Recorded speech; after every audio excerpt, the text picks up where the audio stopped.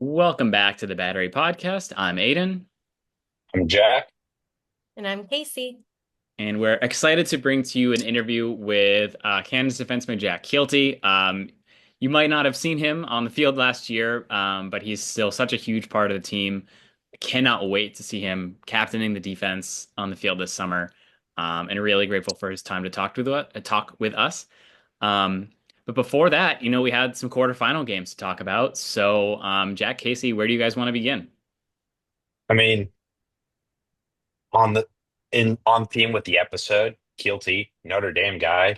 You Yeah. want to just kick it off with that first one today, Notre Dame, Penn State. What do you guys think? For sure, yeah. I mean, what a series of runs that happened in that game. Once Notre Dame went up by what was it, four, five at least. I think it was six, maybe at one It point. was I only caught the fourth quarter of this game, but I looked at my phone early on, not early on, but I looked at my phone and it said I think Notre Dame was winning in the second quarter like a lot to a little at Yeah, one. like I think it was eight to eight three or three. something. Yeah, I think it Mm-hmm. was 8-3 that I remember seeing. And then the next time I looked, it was 12-8 or 12-6. yeah. 12-6. Mm-hmm. It was 12-6, right? Because that was the halftime score, right? 12-6, or was it 12-8? I think I 12. think it was 12-6. Yeah, 12-6. Okay. Yeah. Point is there was like 14:55 left in the third quarter. So I looked right as the second yeah, half started and I was like, oh, yeah, all right. Like Notre Dame's being Notre Dame. Like, sure, like go Ben Ramsey. Like I felt kind of bad because like I feel like I'm supposed to be rooting for Notre Dame because they have Ben Ramsey, but like I'm kind of sick of the two-time champs. So I yeah. was like, no, that's a little disappointing. Like I guess I'll be happy for Ben, but kind of a bummer that we're just going to get Notre Dame again. And then I came home and turned on the game, and it was 14-12 Notre Dame, and I said, "What Penn the State. hell?" Yeah, Sorry, yes, sorry to people listening who did not actually watch the game. It was 14-12 Penn State, so I missed eight straight goals from Penn State, and I was like I was pumped. I was pumped that Penn State got back in it, but like what the hell just happened? yeah. I mean, I also could not pay full attention to this game because I work at a college and our graduation was today. So I had like one headphone in and was watching it. I didn't have to like I wasn't walking across the stage or anything, but did have to keep an eye on some other stuff going on. Yeah, I can't believe that Penn State like that Notre Dame didn't score after they hit 12. Um, The last, I think, 21 minutes of the game, Notre Dame did not score. yeah, which I mean we saw Syracuse Wow. hold them without a goal for like 30, 40 minutes. But and no offense to Penn State, like they're also obviously a great team. I just can't believe that a team with that much offensive talent went like so quietly into the night, as it were. Like I mean, if Chris Kavanaugh didn't have a chip on his shoulder for being drafted in the second round, his college career ending going scoreless for 20 plus minutes, he is going to come out with a vengeance on the first weekend of the year. As he should. Yeah. I mean, yeah, that is going to be like the Redwoods should be even happier that they drafted him now. Um, Yeah, I mean and obviously props to Penn State. They've been flirting with the championship weekend and even the national title itself for a while now. So we'll see if Yeah, they I can do mean, it. It's a tough team they're gonna have to beat to get there because they will be facing we'll talk about them in a second, Cornell. Um, but hey, they're the only team that's beat them so far this year. So they know they can do it. Yeah. Yeah. who was it that drafted Matt Trainer? The Atlas, unfortunately. Oh, it was? I thought it Yeah. was Philly. I'm probably just thinking of Brando. Yeah. Yeah. Well, I Mm. mean, good for them. Matt Trainer scored, I think it was 6 goals in a row in the second half, which clearly, it propelled Penn State to win. So he had a great performance. Yeah. I mean, Sadly, yeah, he's we going to the can. Atlas. Yeah, we'll talk about. I mean, the other guy. replacing I know. Doc Aitken. Yeah, absolutely. Yes. Very Um, interesting. Yeah. yeah, And I don't know, maybe we can switch to the other game that happened today as we're recording this, so it'll be yesterday when you're hearing it. But the Georgetown Hoyas will not be making it to Memorial Day weekend. So Aiden Carroll, who also had 6 goals in a row against Duke in the first round, his college career comes to an end.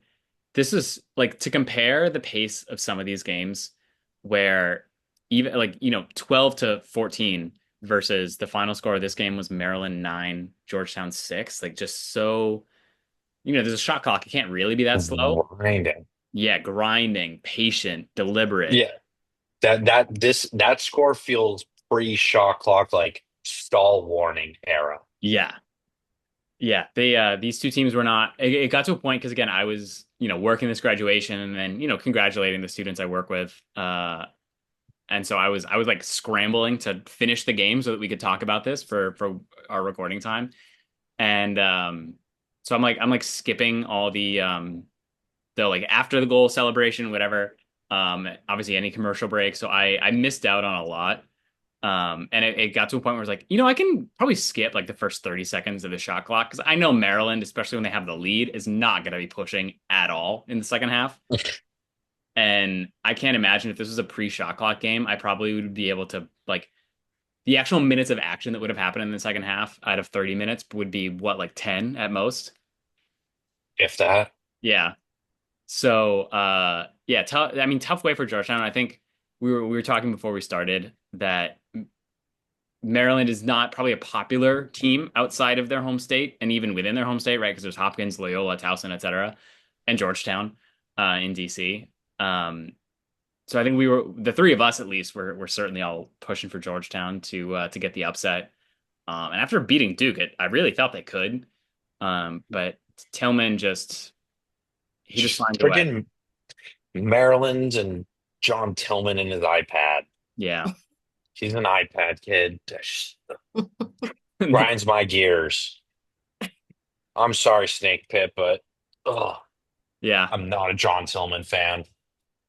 Him as a person or as a coach or I think he is a phenomenal human. It seems like he is truly like a really good person, but as a coach, he just pisses me off. The the iPad thing is stupid. The I think a huge part of it is the glove gate from a couple of years ago. Like at that, like I feel like that maybe he just gets a bad rap. It's just the way he comes off too. Like it's just like I just can't stand him. Like it the iPad and the glove gate. He just feels like one of those new age analytics nerds that thinks that he's broken the game and is smarter than everybody else. And it just infuriates me. I mean, he does go to championship weekend quite a lot. I'm not saying that he's wrong or that he's a bad coach. I from what I've heard and seen, like clearly he's a good coach. Yeah. And from what I've heard and seen, he's a very like funny, friendly person. I just don't like watching him on a lacrosse field. Hmm. I do not get joy out of his winning. Yeah. He annoys me. So you heard it here. John Tillman does not have an invite to the Battery podcast. We are not interested in speaking to him. No, I mean, hey, all I said was that I don't like him on a lacrosse field. We're not on a field right now, That's true. That's So true. maybe Yeah. it could be John, if you're listening, maybe we can hash this out. Like, what is it like with like your media presence that just like doesn't translate through the screen? Like, what? I don't know. Like, they played a little clip about like uh Kevin Warren and him are like best friends during Hmm. the clip, and I'm like, oh, like John laughing up. I'm like, it seems like a good dude right there. But then he does his little interview with Dana Boyle, and I'm like, oh my God, John, shut up.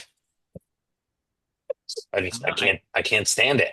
Yeah, I mean, I think he probably like similar to a lot of players. He probably just has the coach mode that he goes into. He probably does. Yeah, where I wanted to send you guys a clip. I think I'll include it in the post for this podcast on our Instagram. But it's Jack Kielty after the Cannons get their first win, and we see that energy that he has, where you're like, oh, this is a large, angry, intense man, and I am glad that he is on our side. And I think for Tillman too, it's like he just gets like you get locked in, and obviously hyper competitive. Um, I can't Did say you I have, hear him screaming? yeah. I can't say I have as strong feelings about Tillman as you do, Jack. On a personal level, I again tired of Maryland's success over the last decade or so. Um, but the results do speak for themselves. Um, and He's a they'll damn be, good coach and built a damn good program. But yeah. like I give all of my props to him. Like he's a good coach, and I don't think any of his former players would ever say a bad word about him. So No, absolutely not. clearly it's a me problem. I'm just saying. Not Um, a fan. yeah, and they'll be playing another team you're not necessarily a fan of, right? Because Oh Maryland will be God. going against Syracuse on Yeah, Saturday. yeah, that was another huge bummer of a weekend for me. Was But definitely rooting for Princeton. Sorry, go ahead. Go ahead. well, I've just been saying, commandeering. Go ahead. we had a rooting interest on either side, right? With We Magassi we and John O'Derna. we did. Hmm. We did have a rooting interest on the other side. I'm sorry, John, but I went with the player over the coach. Uh, I was rooting for Princeton. I was rooting for Princeton to go all the way. Colter Maxey, my new dude. So I was all in on Princeton. And after the game, though, I realized something. I told you guys about this before we started recording, but Syracuse is the Yankees of college lacrosse. And as a Red Sox fan, I don't like that. Syracuse just pisses me off. They're like, "Oh, we're back. Like we're so good. Like stop the dome. The greatest that like it's an indoor football stadium. Like chillax, guys. It's not that it's not that special. It's not a big deal. Like so just not the like I said it's I'm not saying that Syracuse is like 27 championships Yeah. like the Yankees. It's the guy who's the Yankees fan, the Lakers fan, the Cowboys fan, the Alabama college football, Duke college basketball. Their college lacrosse team is Syracuse. So it's that kind of person, Hmm. an attitude that annoys me. And then Joey Spallina just doubled down on it. Did you guys watch his post game interview yesterday? I did, yeah. I guess I can score. I don't know.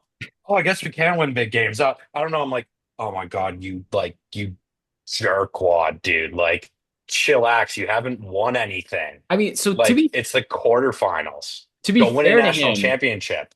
he's like what 20 or 21, and there are a lot of people talking trash about him online A constantly. lot Oh, of trash. there is. No, I, I've never once said anything wrong about him. All right. He's a phenomenal lacrosse player. He's so much better than me. He's so much better than I could ever hope to be. Like he's gonna go play in the PLL. He's a stud. Like the people that say that he can't score are stupid because he can. Like he's one of the best lacrosse players in the nation. So they're just wrong. He can score. And Syracuse, one of the most storied programs in college history, clearly they can win big games. They might not have won the biggest game in a little bit. That doesn't mean that they can't win big games. And they're coached by Gary Gait, probably the greatest lacrosse player of all time, if we're being honest. Pretty sure he knows how to win a big game. I think he won a few of those in his day. So I wouldn't say anything about Syracuse's ability to win a national championship. It's just that attitude that pisses me off to no end. All right, we are. I I mean, think I'm I done gotta ranting say, I don't agree with Jack at all because you're for from any of upstate New this. York. And it starts with that, yes. I didn't really I was going to be happy with either team that won, right? Because we yeah, have some investment in either team. But growing up, in upstate New York. I may not have grown up with lacrosse in like the area of upstate New York that I lived in. However, or really knew, like understood the game. However, I knew Syracuse men's lacrosse. So, for that reason, I'm excited. Hmm. And because of all of the trash talking and chirping that Joey experiences, I love that he freaking went out there and did his thing and then afterwards was like, well, Yeah. I guess I can do it, huh? Yeah. I But he hasn't done it yet. That program, they are measured in national championships. Win a national championship and then talk. What if, like, John Tillman and his iPad? What if Maryland maxed Syracuse on Saturday? What is Joey going to say? yeah, I That's my point. yeah. Save that trash talk for when you've actually won. Yeah, I Like, it is agree. a big deal to go to the Final Four, but they haven't won yet. Yeah, I he still think he, hey, no, go ahead, kid. yeah. Like, No, he got way too ahead of himself. he did. He did. I agree more with Casey. I do think, he gets unfairly maligned. I don't have I think he does too. We're yeah. all in agreement on No, that. yeah, yeah, I yeah. just don't like his response or the attitude of Syracuse fans. Those are the two things I have Yeah. issues with. This is, I think I'm definitely going to throw this up on an Instagram poll. This is the most passionate I think Jack has gotten about anything except for Will Manny. Um, Yes. yeah, you're I right. love it, Jack. If Spalina puts up like fewer than 4 points and Maryland wins against Syracuse on Saturday, the trash talk is just going to come down even worse than before, especially from the Terrapin fans. Uh-oh. Exactly. Yeah, Like don't he's inviting it. yeah. If Like he if Maybe it that was bothers you that intentional. if it bothers you that much, like don't egg them on. Be the bigger man. Let your Yeah, play do the talking. And he let his play do the talking this weekend, but then he talked and he still has more to play. So don't talk yet. yeah. He might have. You hope he didn't peak too early with Exactly. yeah. Exactly. Yeah, because if he goes off, I don't think he's gonna get like 8 points against Maryland because I think they just play too slow and deliberate of a game like we saw today. Um, but yeah, if he has fewer, like if they win, whatever, even if he doesn't score, Right. yeah. But if they don't win, and particularly if they don't win and he doesn't have a big game, that's gonna be tough. That's gonna be tough. It is. Yeah. All right, I guess we got So one more game. best of luck to Joey Spallina and the Syracuse Orange against John Tillman and Maryland. Yeah, I will be rooting for them against Maryland for sure because Maryland has won quite a bit recently, and I'm looking forward. I would like to see, at the very least, Syracuse advance past them. Is that the first or second semifinal on Saturday? I think it's second.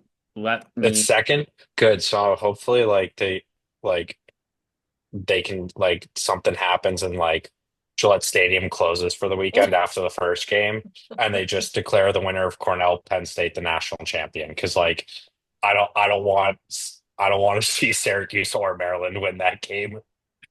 Yeah, it is the second game. Jack. I don't. It wasn't the MLL during the bubble of That's COVID. that's what I was just gonna say. Yeah, So elevate the semifinal to the championship game and pick the other two teams out. yeah, I'm not. I don't think that's what's gonna. That's probably not how it's gonna play out. But it would be a You great, never know.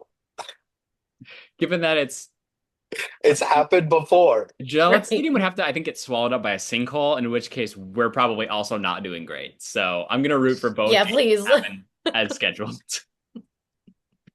And you I don't don't have want to to go out stay. that way. Yeah, you don't. I mean, I would like you to stay, but you don't have to stay for both games if you don't want to.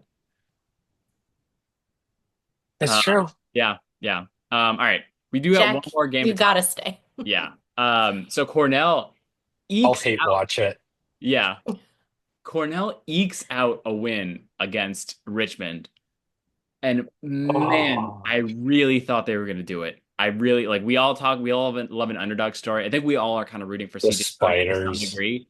But man, if Yeah. like the Richmond Spiders are legit, and I really hope this performance Mm. gets a new group of like top recruits, particularly people from like the Mid Atlantic or anyone in the South, um, Hmm. to join. Like it doesn't have to just be the Cavaliers or UNC or Duke. Like you can go to Maryland and maybe get on the field earlier and really shock some people. Because the first time they go to championship weekend, that environment there is going to be amazing, and I'm so confident it's going to happen really fast. They just like it took a generational Cornell team to beat them by one. Like, and I believe they played earlier, and it was also a one goal game. Like this team, I don't know what they figured out, but I am sure um, that Penn State and anyone else who's playing them, whether it's Maryland or Syracuse, is going to be looking at just how that like you would say an inferior team on paper in most categories managed to have the lead in the fourth quarter and Mm.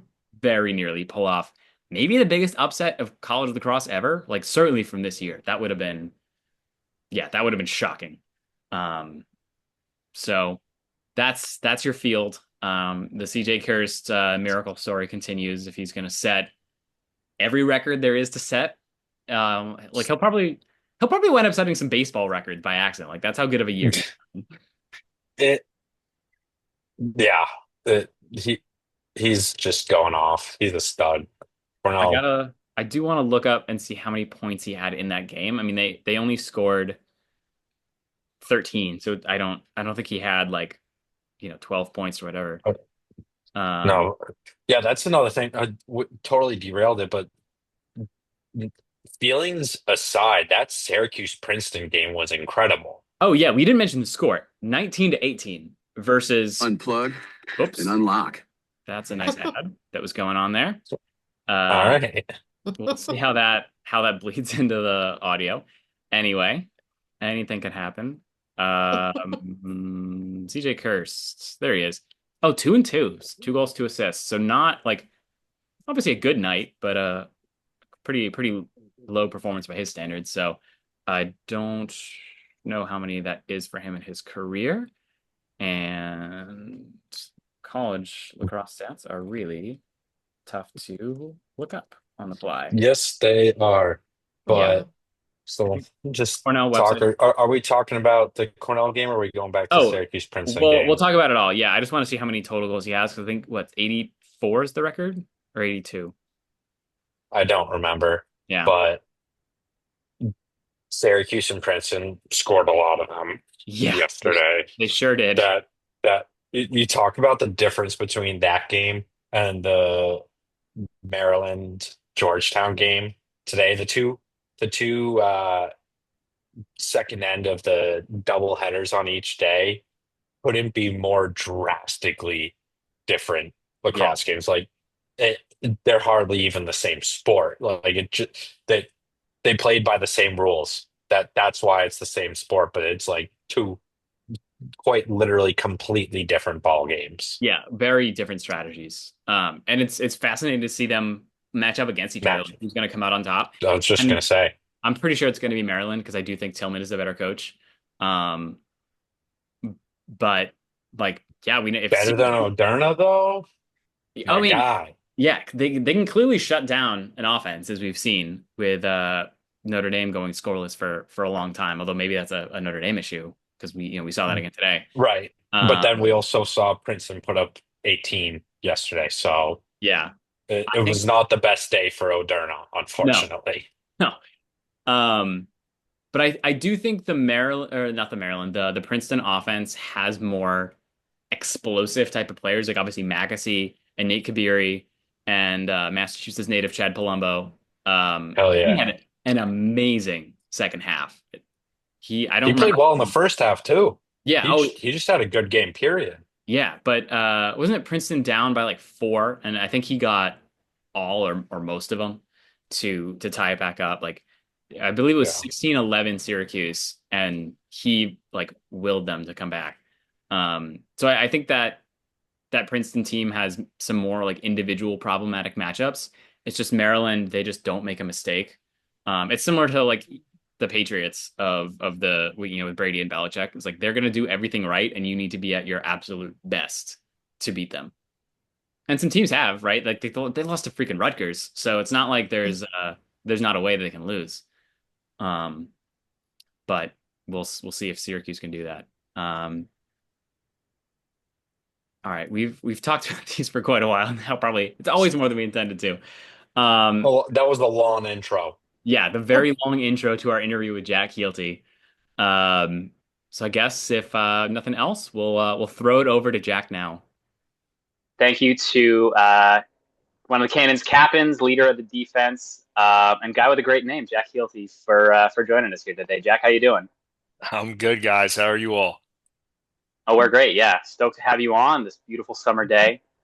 Um, yeah, so I guess we'll just start with where we last kind of heard about you. How's the Achilles feeling? Back like it never happened, man. It's All uh right. it's Okay. been it's been an interesting year for sure. But I feel great. I was lucky to have a good support staff. I'll put it that way. You know, when you get hurt, it's important that you've got some people to help kind of facilitate all the things that you just don't want to deal with, like scheduling PT, finding a surgeon. So was really lucky. It had a lot of people help me in like the first couple weeks, and then it was kind of just up to me to suck it up and get better. So thankfully, I felt like myself for like 6 months. It was a pretty good recovery. That's awesome. Any advice to Jason Tatum? Oh, Yeah, I just saw that. It's tough, man. It's a Yeah. brutal injury. It's so frustrating. Like I was saying this to my girlfriend the other day, but in my entire career, I've never missed a practice or game because of an injury, and I've had some pretty gnarly ones that I've had to play through. And this one in particular is frustrating because you just don't have the option to play through it. Like you just Yeah. kind of have to embrace the suck, as like the Navy SEALs would say. Because that first couple weeks, like you're in a hard cast, you can't even move your foot. So I feel for Jason Tatum. He's gonna have, I'm sure he'll have even better of a support staff than I with all of the resources the NBA has. But I'm sure he'll be back and better than ever. Yeah, absolutely. We're looking forward to that, and we're looking forward to seeing you back out this summer. Um, Appreciate you. yeah, I guess so. Aside from the PT and whatever, I know we saw you on the sidelines at homecoming last year. What was this last year like for you in terms of filling your time and just like you said, not having missed a game before this, and now all of a sudden you got no season. Yeah. Yeah, it's tough. I mean, injuries are part of sports. So I think you kind of have to have the maturity to understand that. If you play a game, you might get injured, and like that happens. I had never had to go through that myself. So what I did was I just kind of self-funded the summer, and I went to every game. I think as a captain of a team, you kind of have like two responsibilities almost. You've got like the playing side of things, and then you have the teammate side of things. And I think they mesh together. One doesn't outweigh the other. But if you can't control one of them, you can put all your effort into the other. So I went to every game I could, aside from the day I was getting surgery, obviously. So that was really fun, to still be part of it, Mm, be that kind of vocal presence for everybody and help hold people accountable and push them forward. But it does suck not being able to play. The cool thing though is you learn a lot about yourself when you get injured, and you have mm, something that you really latch to kind of taken away. You learn a ton about yourself, and the hope for any athlete is what is revealed to you is like you are who you think you are or say you are. And I think that's a really cool part of getting injured. Like the adversity's like a blessing in a sense where you get to really like dive into that. So I stayed plenty busy. I traveled just like I was playing all summer. Once the season ends, that's kind of a tough spot, but you got to go to work, which is cool. For me, I had a 7 day a week rehab program up until I got fully cleared and then straight into my preseason, which started for me in like January. So I didn't take any time off, kind of just got right back into it and fully got back into the sport. So mm. it's been great, man. Awesome. Yeah. No trip to Europe or anything in there in the middle though. Coincidentally, it's funny you say that. My girlfriend's dad is a USA triathlete. So I actually did go to Wow. Europe wow, to watch him in the world competitions in Spain, but totally wow. unrelated. Not there for leisure, really, just to like Wow. watch him. Yeah, sports are like everything in my family, her family. Mm. So yeah, That's Yeah. I mean, we impressive. had your mom on Yeah. last week. We know The sports and lacrosse definitely run deep in the Kielty household. Yeah, I forgot you guys had my mom. How was that? Oh, it's fantastic. Yeah. Yeah. I did, just since we brought her up, what was the childhood nickname that she refused to tell us because she said you would be too embarrassed? Uh, yeah, I told her I would let you know. She would not tell us. that's Yeah. funny. Yeah, I couldn't be less embarrassed. Who cares? So the nickname, I'm assuming this is the one, but she always referred to me as Schnoodle, which, as you can imagine, for an athlete, is not a very intimidating nickname to have yelled at you while you're playing. No. So Schnoodle would be that name. Yeah, I Mm. wear it proudly. Yeah. I mean, I think We're it would gonna look pretty start cool on the here. back of a jersey, honestly. Yeah, yeah, there you go. She'd love Does she that still call you that sometimes? all the time. Yep. Oh, of course. Good. That's a That's mother. I know for sure. I've got yeah. some nicknames too that the mothers always say even nowadays. So Yeah, you gotta love it. Hmm. you, Yeah. you can't do anything about it. It's never going to change. Yeah, No. yeah, couldn't agree more. Anyways, let's so back to lacrosse, and I wanted to talk more about what was it like really for you. I know you talked about you're really leaning into the leadership aspect of being a captain last year, but how did it feel kind of once you're standing on the sideline, standing in practice, and you're not actually a part of it? I think you hear a lot about in sports that it's different when you're not actually going through it with the guys. So what was kind of that like for you, and sort of how did you overcome that aspect of feeling like maybe your voice doesn't carry as much weight because you're not running the sprints right beside them or whatever it might be? Yeah, yeah, I think that's a good question. I think that feeling, I talked earlier about like hoping that you find that you are who you think you are. And I think that's kind of like a broad philosophical phrase. But I think what I meant by that is that exact question, really. It's like you're on the sideline, you obviously have a role within the team, whether you're playing or not. Um, just like a coach isn't going to be running the sprints, like his voice carries an impact that's found outside of the physical component of things. I found myself more in that position where you have to get really comfortable controlling what's within your wheelhouse and not worrying about the things that you can't have any impact on. Um, so I think that manifests itself in a couple of different ways. I really helped a lot of the younger guys was my focus. Help find their voice, just get some confidence, and you can do that in really subtle ways. Especially as somebody who's played in their position, for example, or just has been around the environment long enough. So you find subtle ways to kind of impact individual guys. Even we had guys who are net new to the Cannons, like Bryce Young and Garrett Epple, for example. Mhm. And they're both veterans and have played lacrosse forever and are tremendous players, but they're in an entirely new system, working with a different team, different teammates. And like that's just as important too, to make sure that they feel comfortable now being that on-field voice and having the freedom and autonomy to kind of help make decisions on the field when like I'm not out there, for example. Um, so what I found was I never really envied anybody who was playing in the sense that like I wish I was in their shoes. It was more like you just find ways to be comfortable in your scenario, make an impact however you can make an impact, and just rooting for the guys who are playing. Like that was the coolest part about the Mhm. journey for me. It wasn't ever a scenario where I was like, I would have made that play. It's like, how can I help him make that play? Which is cool. And I think I'm in a unique spot where I'm on a team that, I absolutely adore like every guy on the team. There's no animosity in the locker room at any point since I've been a Cannon. And, not every team's like that. And you don't feel comfortable on every team being that kind of, support system. But just naturally with the Cannons, that's kind of how it is. And it was pretty seamless, to be honest with you. Awesome. Yeah, I know Yeah. that coach has referred to you before as like I'm gonna quote it exactly. Gutsy, hard-nosed, competitive, and having a team first approach. which I mean, it's very evident in just listening to you talk in this one conversation. Where does that really come from? Because it seems like it's sort of just natural to you. Yeah.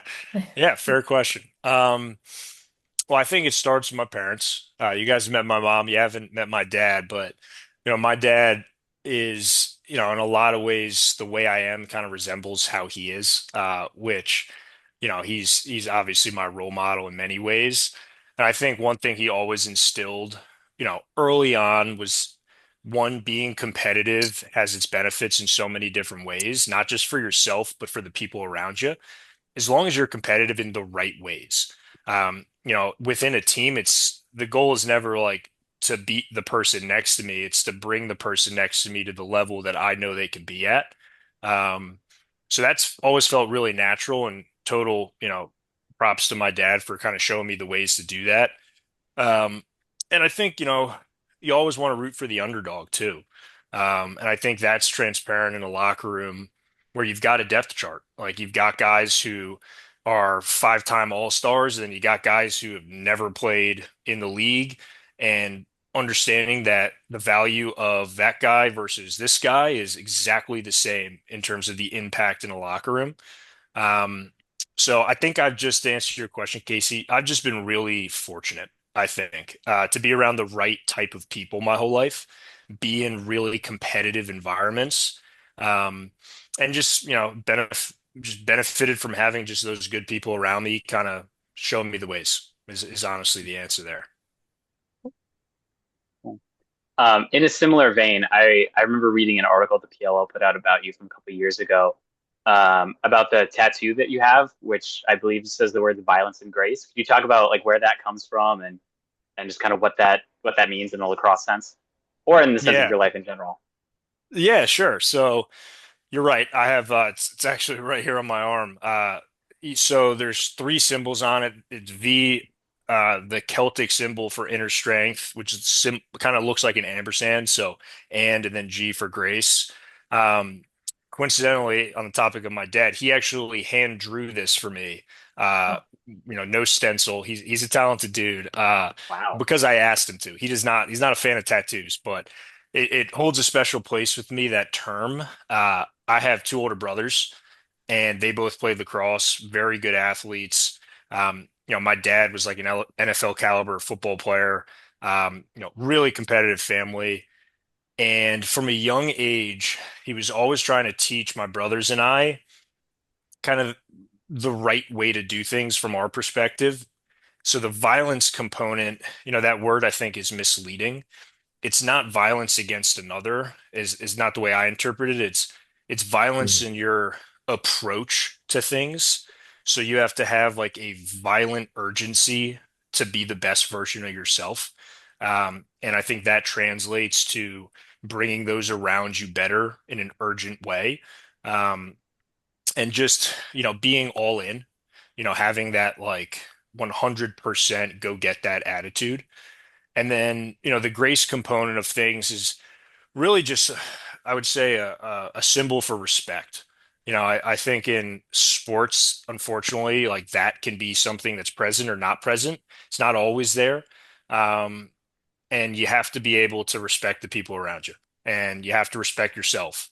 And I think those two terms kind of interplay with each other in the sense that if you don't respect yourself, you're not going to approach things urgently in the best way you can.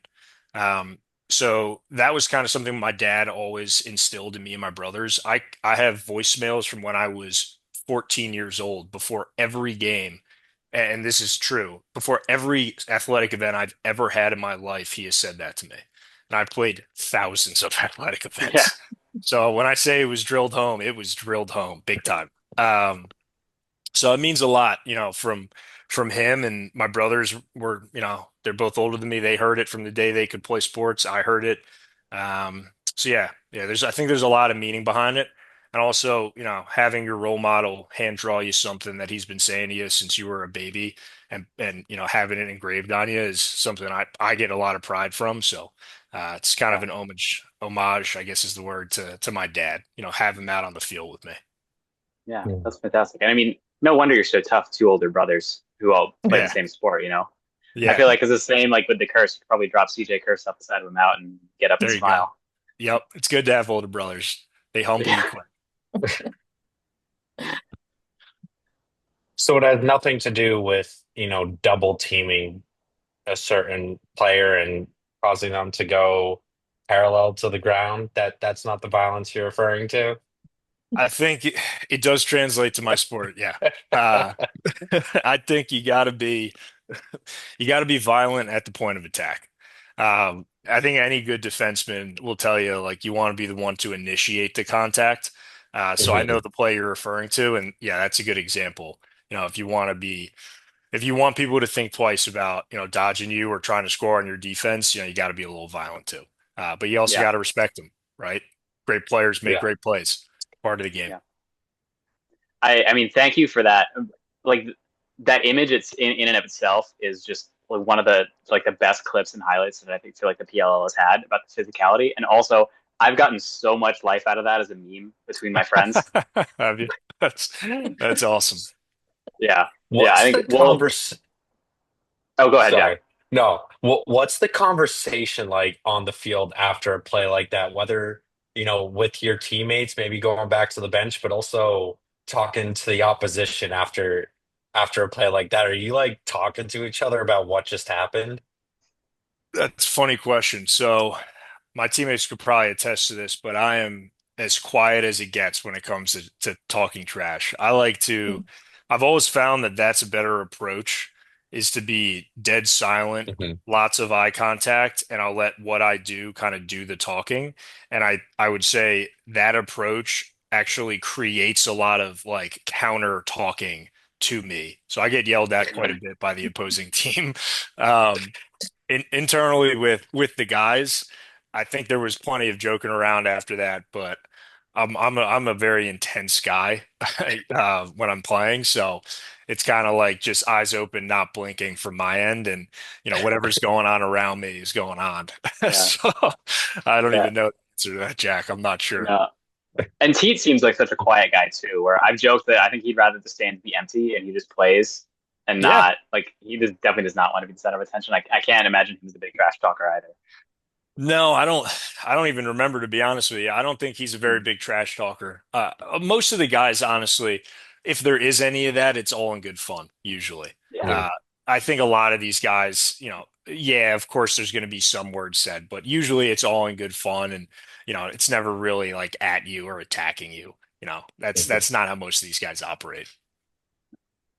plus, I mean, so many of you were teammates in college or even high school and below. Yeah, Um, yeah, totally. I would imagine match up against quite a few Notre Dame boys as you will. I guess Costa Beal against the Atlas, but I'm thinking particularly of against the Kavanaugh brothers Yeah, um, when that comes up. yeah. There's Which a good chance I could guard Pat and Chris this season, yeah, depending on how their offense kind of sets itself up. But yeah, that'd be cool. Wow. yeah. That did bring me. We don't have to switch fully to this, but one of the user submitted questions or follower submitted questions. I'm just done who contributes quite a lot, so thank you to him. Asked how many Brennan O'Neills are going to be put on the ground this summer. Depends how many opportunities present themselves. I'll answer that politically. Uh, that's a funny You question. you would have matched up against him in college, right? Notre Dame played Duke while you were both there. So, good question. That year, Michael Sowers was a fifth year at Duke. So Ah, I've guarded Mike since we Mhm. were in middle school. He's a great dude. But yeah, so I never guarded. I've guarded Brennan here and there just from the sake of defense and offense. It's always kind of interplaying itself. But from a Mhm. matchup standpoint, I guarded Mike Sowers that game, and same goes for the PLO. I guess I probably haven't had the chance to guard Brennan yet because wasn't he a rookie last year? Yeah. Yeah. So maybe this summer. Yeah, it'd be all exciting. right, yeah. Can't wait to see it. Just throw the two biggest guys on offense and defense at each other and see what Yeah. happens. I love playing the best. That's what's so fun about defense and being kind of a cover guy. So you got to guard the best players in the world every week. It's nothing better than Yeah. that. On I'm the glad someone topic feels of that way. Yeah. on the topic of college matchups and whatnot, the draft was happened recently. So can you talk to us about first off, what it was like for you coming out. What was draft night like for you? Conversations that you had leading up to it, any memories you had, and then also, do you have any kind of input or advice to Coach Holman, like going through the process now as a player and as a captain? Does he ask for your feedback on certain guys? Yeah. So to answer the first part, my draft night, so I was a fifth year at Notre Dame. I can speak probably to what a lot of these guys feel is, who have the privilege of like having more of their season left. Um, Hmm. it's a really weird feeling, to be honest with you, because you're at the tail end of, what you hope to be your storybook career in college. And you're naturally like with all of your teammates when that's happening. So it's kind of weird to be getting like an opportunity at something in the future when like what you're doing hasn't ended yet, if that makes sense. Hmm. Yeah. So I remember that being like a weird feeling. Like I didn't know if I should be super happy or just super focused on our next game. That's probably like an issue with my intensity, but it was, a super exciting. Coach Quirk was who drafted me. He had a really, clear plan for what he wanted me to do on the Cannons. So I was super grateful for that. It was really cool that it was like a net new team in the league, kind of build something from the ground up, which gives me at this point in my career a unique kind of experience because we were horrible the first 2 years. And now we're Hmm. a contender. So it's been cool to kind of be a part of that. So I'm sure, for the current guys, you're ecstatic because you get to continue playing the sport you love, but at the same time, you're kind of conflicted because you're trying to focus on your season. So it's like Right. twofold. Um, and then for the second part of that question, uh, Coach Holman is a maestro, I would say, when it comes to just player development, fitting the right pieces together. Um, and finding guys that are Cannons type of guys before great players. Um, and I think one of the things that we have such a fundamental understanding of within our program is just trusting each other. So with Coach, like he's got his vision. We all, like the captains, we trust him like exclusively with what he thinks. We know it's going to be the right move, and he's going to get guys that are great teammates before great players. Happens to just be this, like in these circumstances, typically they're all great players. Um, but there is a little bit of input for sure. There's some back and forth questions that get asked, to the captains about certain guys and what we think needs to be filled. And you know, ultimately, it's always going to be coach's decision, and we totally trust him on it. And he's never made a wrong step yet. Frankly, I think we got the guys that we really wanted. Um, Ben Ramsey was an example where nobody thought he'd be sitting there when he got Hmm. drafted. And that's who coach in our talks like said, hey, if we need a D-Mitty, he's probably the guy we need to get. So it's just funny how things work out. But yeah, there is some inputs and back and forth, and coach go does his thing. It's awesome. Were you and Ben Ramsey teammates, or Nah, was he's a little young. he's too young? Yeah, Yeah. I couldn't remember if he was a fifth year or not. Nah, So, yeah, just missed him, but I'll get him this summer. yeah, Absolutely. there you go. Great addition to the defense. Oh yeah. And I mean, he's another guy who can, push it as well, along with obviously trainer, Bubba when he's healthy, Ethan. Um, Yeah. yeah, can't wait to see those transition twos come Yeah. raining down again. You know it, man. We have you scored a goal on the PLO? That's not my job. Okay. No, I, I would, no, I didn't I'm bring it not. up for that reason. No, no, it's totally fine. It's actually an inside joke within the team that I'm never going to score, but I'm not really out there trying to score. Again, if it presents itself, I'll promise I'll bury one for you, Aiden. All right, good. Yeah, because I think I'm not going to say you're the only one who has it, but I I might know. be. Yeah, it's obviously Cade has got a bunch. Yeah. Ethan has one. I think not with the cannons, but I think Bryce and Garrett both have some. Yeah, they've got some, Um, not with the Cannons. Our whole close yeah, defense on the Cannons, none of us have a Cannons goal. So I guess no, it's race to the first one.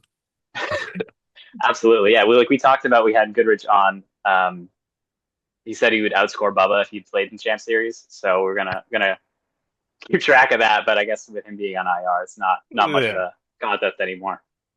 we'll see about that. I'm not sure about that from Goody. Any thoughts of picking up a shorty and playing in Champ Series in the future?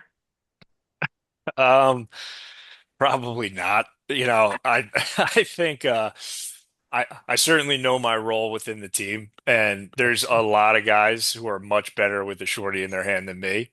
If they called my name and asked me to, I'd be there in a heartbeat, but I highly doubt that happens. So, yeah, we'll see, man. Yeah, Uh, I think it was first year of the Woods or whatever year they made it. Someone asked about Garrett Apple playing with the shorty. Oh no, it was shoot, no, I can't remember who it was, but the coach was basically like, I can't put him in this because if he scores a goal, he's just going to be hounding me to push it all summer. Yeah, well, that wouldn't be a problem with me, I can tell you, but yeah, I doubt my name gets called for that. Yeah, we'll see. I mean, obviously, we'd love to have you out there. I think Champ Series could definitely use an inside enforcer. You know, we had Yeah, Josh Stout in 2024, but Stouty. Yeah, yeah, we'll see if he who else is, we could might assume that role, assuming you guys are back there again in 2026, as I think yeah. you will be. I hope so, man. That's the Yeah, plan. absolutely. Um, Casey, anything you wanted to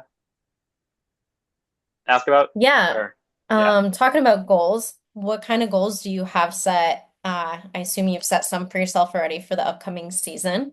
Hmm. Yeah, like individually or team wise? Both.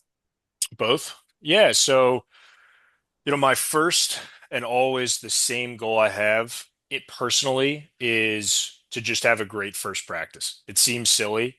Um, I think being hmm. injured is a great teacher of that lesson. I've always felt that way, is just doing a really good job with the very first thing you have to do. So like every year, regardless of if I've been hurt or not, I want to have a great first practice. And then from there, personally, I want to be the best defenseman in the world. I've always approached it that way. I train that way. I approach my matchups that way. So personally, that's always my goal, and that'll never waver. Um, as a defense, I think it's going to be really fun to actually get to play with those two guys down low and Bryce and Garrett. We were having an incredible training camp, up until the point I obviously went down. And I was really thankful that we have guys on the team who could just step in pretty seamlessly. Um, and they had a great year, and they were a solid defense. As a team, I want to be the best defense in every category, and I aim high and I miss high is always going to be my goal as kind of like a leader in a group. Um, and I think that'll manifest itself in a couple different ways. You can look at it from how we clear the ball, to how many first time ground balls are we picking up? What's our goals against average? All of those little like tidbits of the game. I want to be the best team in all of those. Um, and then as a team, you know, the obvious answer is I want to win a championship. And that would be very true. I've always wanted to win a championship. I haven't won a championship since high school, frankly. I won the ACC championship in college, but it's tough, every year to get right there and not actually achieve it. Now that's what makes sports incredible, right? Like the journey itself is what's so much fun. And whether you achieve it or not, it doesn't take away from the journey. But, I want us to be standing there the last day, and I'd love, us to hoist a trophy. So that's going to be the team goal always. Um, and I think another goal of mine, kind of as a leader, that's a little bit different, I'd say, than most, is I want the first year guys on the Cannons to just have either the best year of their career or just an incredible time being a part of the team. That's a goal of mine that's more on like the mental side of things as opposed to the tactical. But I think a great team always brings those first year guys along, and they put their best foot forward and have really great seasons. So that's a goal of mine. If Ben Ramsey has an incredible year, I will be happy in the end, regardless of if I've hit my own goals, for example. So I think there's a bunch of I could go on and on about, goals. I have a written out sheet that's 2 pages long in my notebook for lacrosse of exactly what I want to do and the steps I've taken to kind of get myself to where I think it'll, end up going. So yeah, appreciate the question though. Yeah. All right, you heard it here Well, first. Jack Kielty, 2025 Defensive Player of the Year. We'll see. that's right. Yeah. I'm just curious, Jack. Um, are there any roles outside of lacrosse or off the field where you are in a leadership role? Um, because I feel like you definitely need to be, but you definitely should be like mentoring kids, high school, like, I Yeah. mean, yeah. Yeah, yeah. So the answer is yes. I work a full-time job. I run two different departments of the company and manage quite a lot of people under each team. One of the teams I've built from scratch, the other I've kind of inherited, if you will. So yeah, I'm in that position every day. 30 minutes ago, I was in that position with my team. So, uh, yeah, I'd say that just like the leadership and, being a good teammate and bringing people along, that's kind of like my why, I guess, if you want to Mhm. frame it that way. I really enjoy that, just like the human connection piece of things. Yeah, that's awesome. Not to hog all the questions. Um, Please. are Go ahead. you seem like you might be somebody that is a big reader. Yeah, Am I picking up that right? yeah, yeah. Um, do you have any of like your favorite go-to leadership focused books? Yeah, funny you say that. So I actually have a bunch kind of right behind where you guys are positioned. So the last book I read two different ones, and these were outside of work or outside of lacrosse, but more so specific to just, you know, how to be a good manager. Because if you think about work in general, every person spends like 80% of their lives working. And if you don't have a good manager, I mean, that's a tough life to live. So I read these two books. One is called Best Version Possible by Roger Sitkins and Brent Kelly. I read this. I made our entire team that I was building read this, and we applied things from the book to like the work environment. And then I read this other book that I just saw on Amazon. It's a Wall Street Journal bestseller. Everybody Deserves a Great Manager: Six Critical Practices for Leading a Team. Scott Miller. So this was a pretty interesting book too. And it gave me an exercise to do with my team that I intend to kind of do with some Cannons players as well, which is a self-reflective exercise of evaluating how your energy works in a day. I'm gonna nerd out on you guys for a sec because Love I it. think it's really cool. But um, so what I was doing in my team internally at work was helping each person figure out one, at what points in the day are they at their A game and what points are you at your D and F game, and then kind of creating their schedules based off of that, and looking at what activities they're doing during the day drain them, and then what actually increase energy. Um, and what we took from that, everybody did that self-reflective exercise, and I re-engineered everybody's schedules. Um, Really interesting. You learn a lot about yourself, and like what you secretly hate doing and what you secretly like doing. So yeah, some cool books definitely to read. Awesome. Yeah, thank you Yeah, I'm for definitely going to sharing. start Yeah, thinking about that and maybe reevaluating the way I do some stuff at my job. yeah, yeah. It's cool Yeah, stuff. for sure. Gonna start a Um, canon book club. I don't know if I could get the guys behind a Cannon's book club, but I can casually weave little tidbits of knowledge in here and there, and some guys might pick up on it, some might not. I think that could be a part of the podcast too. You Cannon's fan book club. Yeah, there you go. That'd be something. Yeah. Yeah. Um, let's What see. else? Uh, I mean, we could go to some of the other questions from the people who wrote in. Um, so first one is from your teammate Ethan Rawl. He wants to know why the Jets run MetLife. You can tell Ethan they don't. That's Giants all the way, baby. I mean, I kind of feel like in the last 5, 10 years, maybe neither team has really been able to lay claim to that building. Yeah, we're terrible. Yeah, we're Yeah. absolutely horrible. But so are the Jets, so Yeah, either team could be on top. yeah, when he had come on, that had just been after he came to Gillette and seen the terrible, terrible Patriots beat Aaron Rodgers and the Jets. So that was a nice thing to rip him about for a few minutes. Yeah. Now that we're a football podcast, but how do you feel about the Giants' future this year? I never know, man. At this point, it's, every draft you either feel like all incredible or you're like, what are we doing? And regardless, they're terrible. So I'm pretty indifferent. I'm hopeful that they'll be good, but in no way do I expect it. That's kind of where I'm at in my fan journey now. I think that's a healthy attitude to have. Yeah, Yeah. that's Yeah. kind of how I feel As about the a Patriots.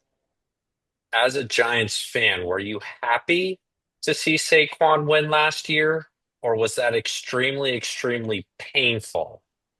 I, I was happy for Saquon, but I was Yeah, not happy as a Giants fan. I'll put it that way. It fair was enough. that was tough. Yeah. Yeah.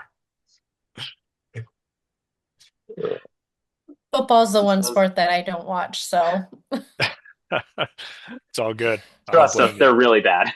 Yeah. yeah, when I moved to Boston last year, everyone was like, "Are you a Patriots fan?" And I was like, "No, I could be." But then the season started, and I said, maybe I'll Yeah. sit this one out. Yeah, week Smart, one was the high smart point move. for sure. Yeah. We've got another question from Eric Iskels, if you didn't know, is one of the trainers who asked how much Oh yeah. Tiger Balm do you go through in a week. He's always having those hard-hitting questions, huh? Yeah, a lot. A lot of Tiger Bomb. Do you guys know what that is? I'm assuming. Yeah. I did Yeah. Yeah. not until Oh, Yeah. he asked the yeah, question. I do. Yeah, I've actually got some in my bag right next to me. Yeah, I put a lot of that stuff on before practices and games. And it's because I've had so many, like, I don't know if you guys know this, but like 2 years ago, for example, I had back surgery 6 weeks before the season. Like, my first day cleared was our first day of practice. And to be honest with you, I wasn't cleared. I just played. Um, so when you have like things like that that you just chronically neglect, you need your body needs something to kind of kick it into high gear, and Tiger Bomb just burns the heck out of you. So I've just coated myself in that, and it's kind of like a mental like lock-in, ritual for me almost. Hmm. So yeah, I use a lot of it. Just coating yourself up before you put the pads on. Yeah, you know it. Yep. I mean, Uh, clearly it's working. So whatever you got to do, I think the league will be happy to pay that expense for. Appreciate it. Yeah. Maybe a new Uh, sponsor. Maybe. yeah, Yeah. why not? If the whips have Whirlpool and I think the dogs have Dude wipes, so why not Tiger Balm for the cannons? Yeah, I'd be the only one using it, so I'm not sure that it'd be a good sponsor opportunity for them, but I'd be open. Yeah, we'll get Mike on the phone after this. Yeah. Nice. Let's see, how much more do we have? I mean, I did want to ask about Notre Dame, obviously not uh, not national champions while you were there, but these past 2 years have been and have set themselves up decently well to try to do a three-peat. What's that experience as an alum seeing your school win for the first time? It's really cool, man. Yeah, that experience is eerily similar in terms of like how I felt to like getting injured and seeing my teammates do so well. Very Hmm. similar kind of feeling where, the guys who won that first year were freshmen when I was a senior, which Oh is wow, cool. Yeah, it's a yeah, cool feeling in the sense that, as an alum, your goal is to kind of, or as a senior and an alum, like bring the young guys kind of to show them the path. Not to say that anything I did helped them win a championship. They did that on their own, but that feeling, it's pretty cool. Especially grateful that Coach Corrigan was a part of Notre Dame when they won, just how much he's yeah, given to the school. I mean, he's been there almost 40 years at this point. So that's pretty neat for somebody to be at the same goal every single year for that yeah. long and finally get it. Just like a euphoric feeling for him. And it's cool because Coach Corrigan never judged a season based on like success if they won or failure if they didn't. his entire goal, and it's kind of hard as a younger guy to realize this, but as an adult, you understand it. It's to just make you a good person and just, send you out into the world better than when you got there. And like truly that is his goal. So it was cool to be able to send him a note and say, hey, like you finally did it. Like pretty sweet. So Hmm. yeah. And then he did it again. Then he did it again. Who would have thought? Yeah. Since we're recording this before the game, even though it'll come out after, you got any predictions for the matchup this weekend? Well, I sure hope they win. That's, that's my hope. Yeah, I don't know. I mean, every team, all the games I've watched from, across the entire college across, like there's so many good teams this year. I feel like when I was in college, any given year, there's probably four or five teams where it's like, okay, these guys are probably going to be around at the end of the season, and it was typically right. Whereas the more recent years that I can remember, there's just good teams popping out of everywhere. Like Princeton, for example, was a non-factor when I was in college, even though they had great players like Sowers, for example. Yeah. Now they're a title contender, led by future Cannon Coulter, right? So, my honest answer is I'm not even sure what's going to happen. And I think that's the beauty of lacrosse. Like any team can win on any given day, no matter how good they are, the whole season, you could lose to a team unranked. Um, Yeah. I hope Notre Dame pulls it out. I always want them to win.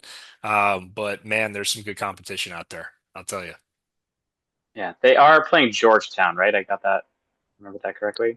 Or I think it's Penn State. Penn oh, State. Penn State. That's right. Yeah. Yeah. Yeah. Should be Yeah. a good game.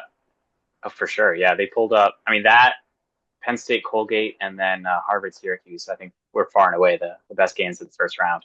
Mm. Yeah. Yeah. Yeah. No doubt. Yeah. Although, I mean, what Notre Dame did against Ohio State was like just a hell of a run Yeah. That to was a good go. game. Yeah. I think down 2-1 and they scored like 9 straight in a row or something like that. Was, yeah, that must have felt good to watch as an alum. Oh yeah. Yeah. That was awesome. I love seeing just bully ball. It's always good to see. Yeah. What's the experience like at training camp? Because you guys are, we have your practices and whatever during that Memorial Day weekend when the games are going on. So what's the vibe of like?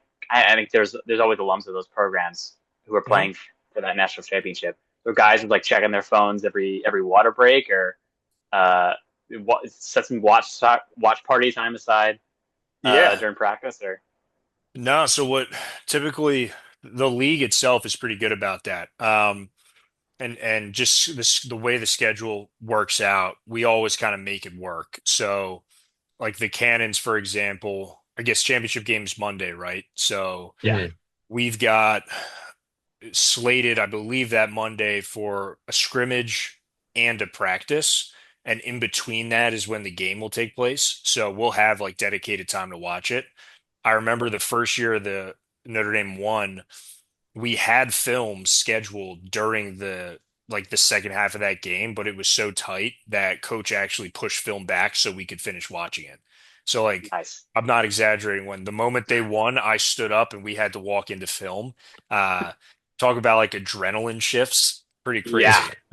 crazy. So they always make it work though. Yeah, they're great about Good. that stuff. Um Good. Thankfully, because a lot of guys want to watch it, of course. So Of course. Yeah. yeah.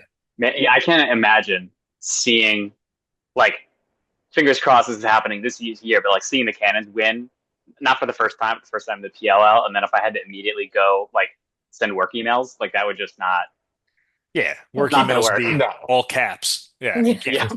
can't do that. It's tough, man. Uh, um, let's see. Is there anything else that we wanted to ask here? Think I'm all set. Yeah, I mean maybe just one final question of like what are some hobbies or interests you have outside of lacrosse that people might not know Mm. about? Yeah. Well, I guess to Casey's question, I enjoy reading. I'm not a big social media phone guy, so I like to put that thing away and not look at it and just be outside. Um, I don't know. I'm kind of a boring dude. I'll be honest with you guys. Like I'm intense in the things I need to be intense about, and when I'm not doing them, I just like to walk around. Like it seems really odd. I love a good walk. I like hanging out with my parents and my brothers and their kids. That's a huge hobby, I guess if you could Mm, call it that. Um, but honestly, like hobby wise, work's so busy and lacrosse is so consuming, like mentally even that I don't yeah. do too much. Um, I think if I wasn't playing lacrosse, I'd probably it's probably going to sound so like hardo maybe, but I love lifting weights. Like I always have. It's like a medicine almost. I just genuinely enjoy that. Um, so, doing something on that Mm, stage maybe, but yeah. yeah, I'm a little boring, Aiden. I'll be honest with you. Well, and your mom told us you were also contemplating being a Navy SEAL, right? Yeah. Yeah. Yeah. So I don't know. Maybe is that once your playing days are done, or have you closed the door on that, or I don't know, you still have Matt Landis's number, I assume. Yeah, I texted with Landis right actually when I tore my Achilles, him and I were texting because he had done that himself. I'll never close the door on that. I had to make a tough call back when I made it. I was recruited to Navy, actually. So Coach Wellner, who was the D coordinator at Navy, was who recruited me there. And back in that time, you had to commit, like I committed, I think, before I even touched a varsity field in high school, like freshman year. Wow. Um, and when you're committing that young to make a commitment to any of the military academies, you're not making a 4 year commitment. You're making a 9, 10 year commitment. So made the decision not to go to Navy because I figured if I wanted to do that still, I'd be able to go do it. And then coincidentally, like PLL happens and I love lacrosse, want to keep playing it. If you don't take that chance the first time, the likelihood you get a second is pretty small. So I thought makes sense to do it. And I've always wanted to be in the military since I was 5 years old. Like it's been my background on my computer since I was five. But, now at this point, I have a very serious relationship, have, nieces and nephews that I want to watch grow up. So it's kind of a tough decision I think I'm going to have to make. And I'm not quite sure which way I'll go. Yeah. We'll see what happens with lacrosse, obviously, too. So, Yeah. Awesome. Hopefully we can send you out on a high note if that is the choice you make. yeah, Um, yeah. yeah, we'll I see. think I one more question is when we had Zach Goodrich on, he was really curious. With the physique you have, why you never played football. I'm sure you could have dominated a defensive line. Yeah, that's so funny. Yeah, he's always giving me slack for that. Um, why I never played football? Honestly, I don't really have a good answer for you. My dad was a stud football player, middle linebacker, 6'2", 260. And, Mm, I have the same, and I'm not 260 right now, but I've got a very similar build to him. So playing soccer was kind of funny, to be honest with you. mm, Soccer was my first sport. I loved soccer, and I think that's probably the answer. Is because that's what I first started playing. I wasn't really any good at lacrosse until I was like eighth grade. Is kind of when I figured I'm like, all right, I'm kind of good at this. I can compete. Soccer, I was a much better soccer player than a lacrosse player, even through high school. So, yeah, soccer was something I guess I just gravitated towards. It's kind of silly at this point, with how I look, but. Uh, but yeah, I guess that's the answer. yeah. I I mean, cannot imagine you going down a soccer field barreling over dudes. Yeah, Like well, at your size. I wasn't that size when I played. My weight would fluctuate 25 to 30 pounds between seasons.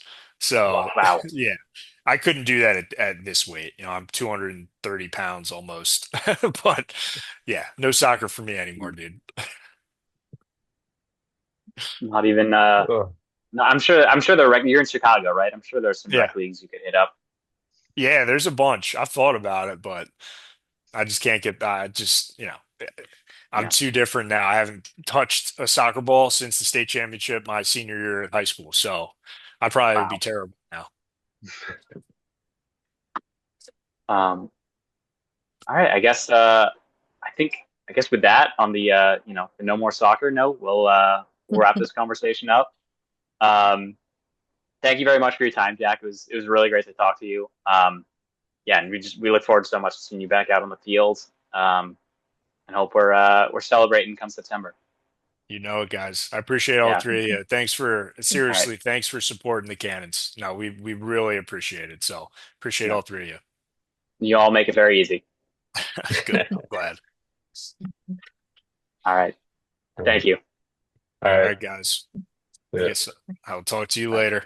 All right. See you Bye. guys. Bye. Thanks to Jack for hopping on here. You're welcome, Jack. No, not me, Jack. Jack Boo. Kielty. But yeah, no.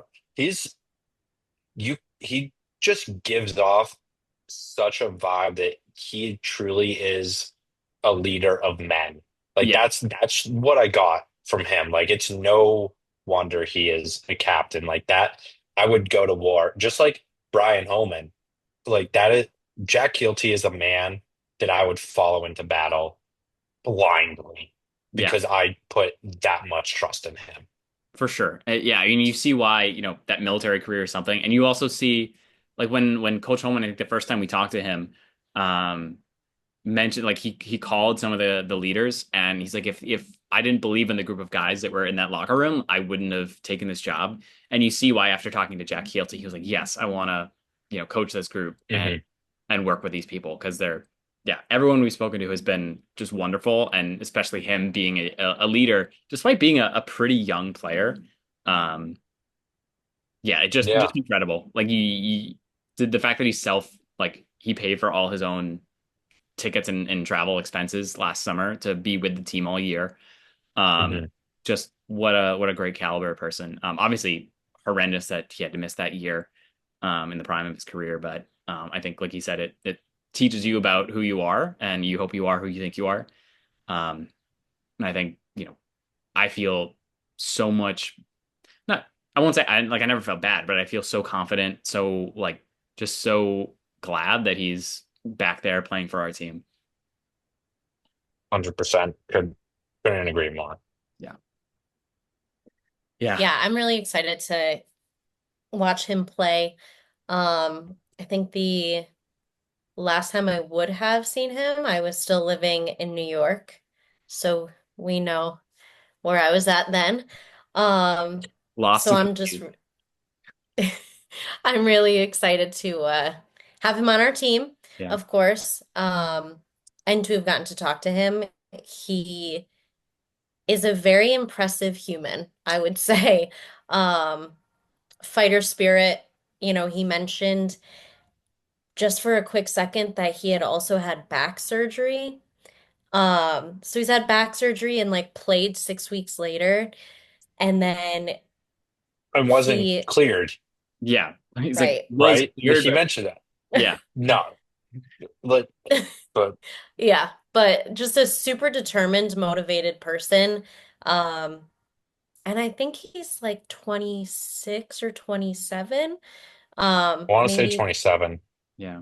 like he's young. And it sounds like he's just because of those characteristics in him, like he's just been very successful on the field and off the field so far. So I'm really excited to get to watch him play.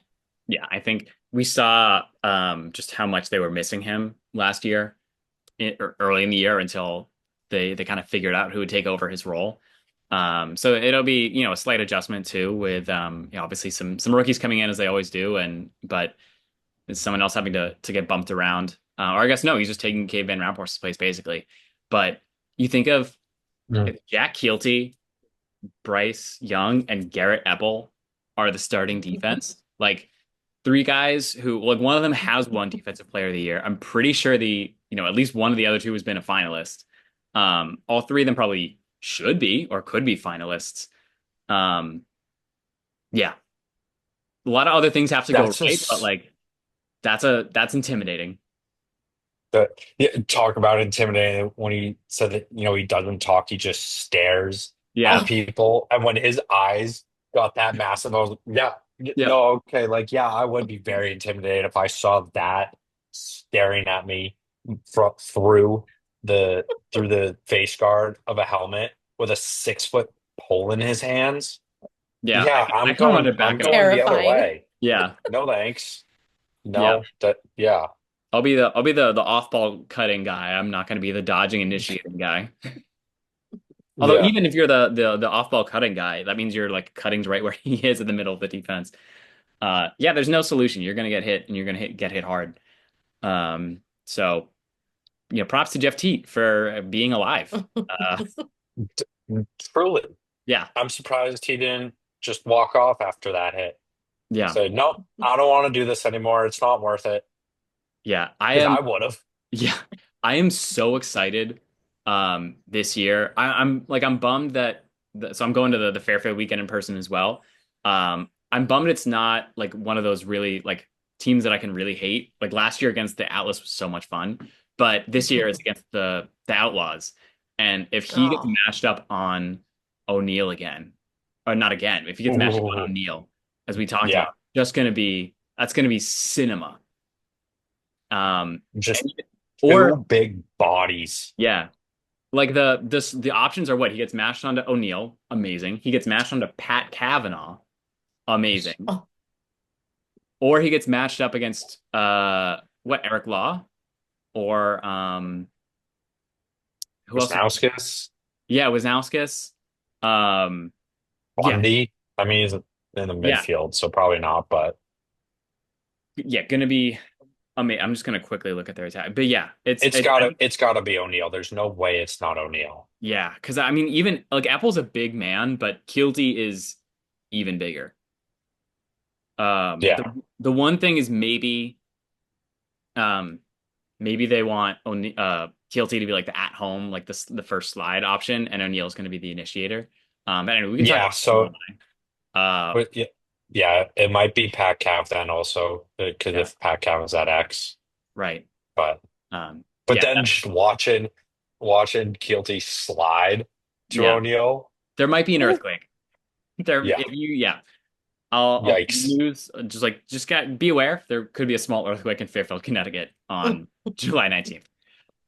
Yeah, that's gonna be awesome. And then obviously to see them here against against the Woods and against the Whips. And all season long too against Teed again week 1. Yeah, amazing. Um, yeah, I'm excited to see them play the Atlas yeah, in with just a couple weeks. yeah, because that first week they didn't really know what they were doing, and we didn't know how good the Atlas were going to be, and Mhm. we know that now.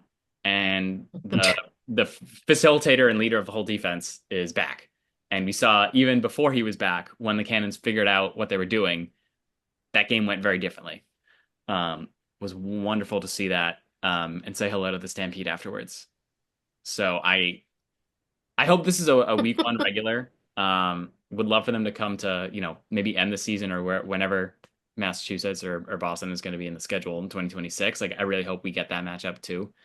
Um, yeah, it's going to be so fun. Mhm. Yeah, it's always so cool when one of these players comes on. I'm getting hype about the Yeah, season. yeah, Like it's so close. I know. It's because next weekend we get the college national championships and we got the semis and Hmm. the national championships. So we're going to be lax all weekend. Training camp starts, and then the weekend after that, we're in it. Um, we get 4 glorious games, and ending with the best one of all on Saturday night. So we'll have the watch party details for that in short order, and yeah, can't wait to see you all out there. Hopefully, we see you at Gillette as well. We'll be waving the flag. I don't remember where our seats are off the top of the head, but pretty close up, I think. And yeah, can't wait to see. Oh well, Jack can definitely wait to see Syracuse and Maryland, but Casey and I are very Go excited Cuse. for whatever matchups await us. Both in the semis we know about, but whatever 2 teams make it to the final, going to be amazing. Um, all right, thank you all for listening, for watching. Hope to see you in person at Gillette, and then for a watch party as we are so close to the start of the year. And thank you again to Jack Kielty for coming on and giving us a great conversation. All right, so until next week when we have a new college lacrosse national championship, go Cannons. Go Cannons. Go Cannons. Boom.